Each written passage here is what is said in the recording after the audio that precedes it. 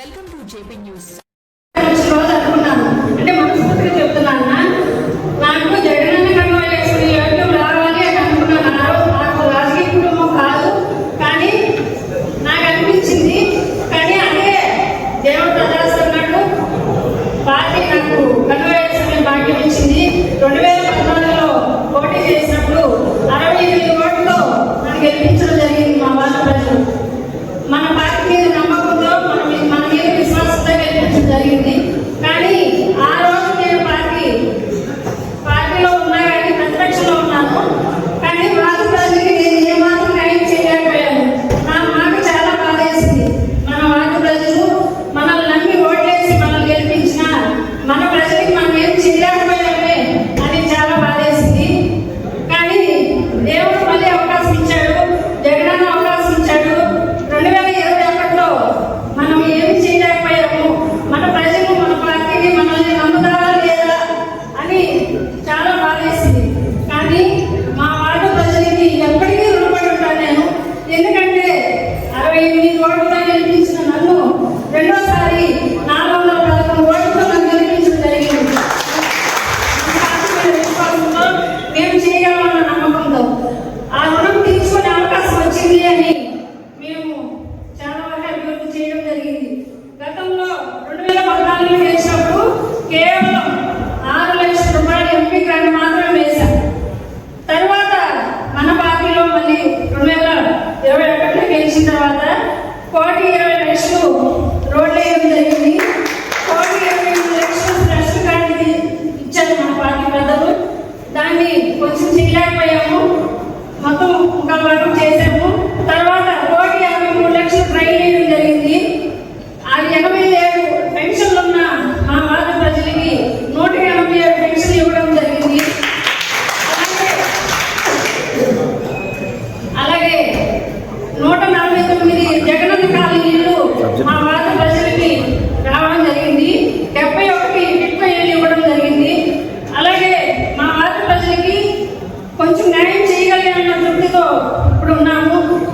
మా వార్డు ప్రజలకి మరీ మరీ తెలియజేస్తున్నాము.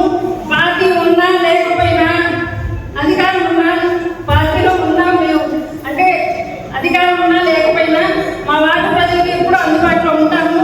మా వార్డు ప్రజల రుణం తీసుకోవడానికి ఎప్పుడు మీకు అందుబాటులో ఉండి సేవలు అందిస్తామని పార్టీ తరఫున తెలియజేసుకుంటున్నాము. అలాగే మన నియోజకవర్గానికి సమన్వయకర్తగా వచ్చిన మన రామ్కుమార్ రెడ్డి అన్న గారి గురించి 2 మాటలు చెప్పి ముగిస్తాను. రామ్కుమార్ రెడ్డి అన్న గారు ఇన్ఛార్జ్ తీసుకున్న 30 సంవత్సరంలోనే ఎంత అభివృద్ధి చేసి చూపించాడో మనందరికీ తెలుసు. సెంట్రల్ లైటింగ్ గెలిపించారు, రైల్వే స్టేషన్ అక్కడికి వేసుకొని ఇప్పటికీ అదే చెప్పుకుంటున్నారు అధికార పార్టీ వాళ్ళు.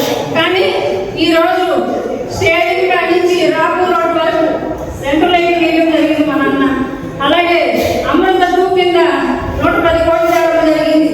నగరవనం అన్న హయాంలోనే తేవడం జరిగింది. అలాగే మనకు గ్రామ దేవత అయిన పోలేరమ్మ పండుగని, జాతరని రాష్ట్ర పండుగ చేయడం జరిగింది.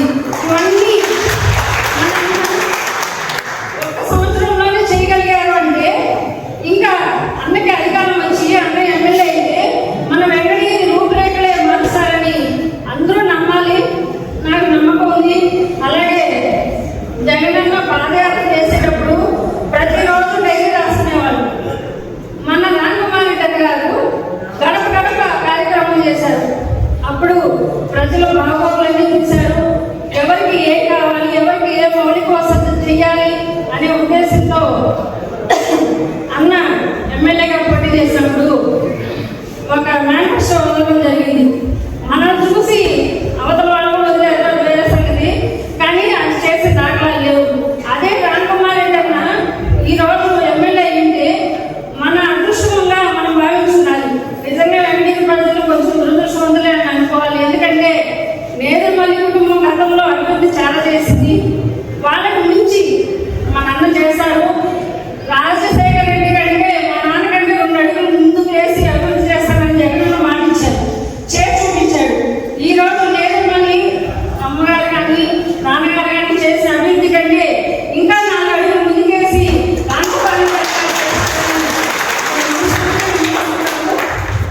విశ్వాసం